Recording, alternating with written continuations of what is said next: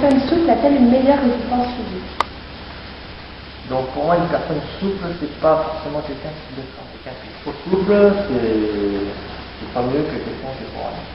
Une personne un peu trop souple, j'ai envie de dire même hyper laxe, là, ce sera trop laxe avec des articulations qui vont un peu au-delà de la moyenne.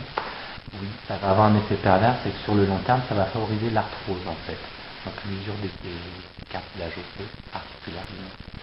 Donc oui, il y a ce côté pervers. Il faut que tu saches, Svan, que la souplesse n'a pas que de mon côté. En effet, elle est souvent la cause de problèmes plus ou moins graves. Une personne souple a un risque d'accident plus élevé.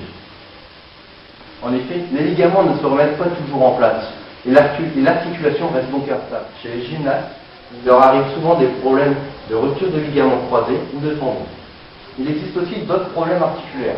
Par exemple, chez les danseuses, c'est souvent l'arthrose, une dégradation du cartilage. La souplesse est aussi la conséquence de maladies, n'est-ce pas Sophia? En effet, Guillaume, chez certaines personnes, la souplesse est extrême.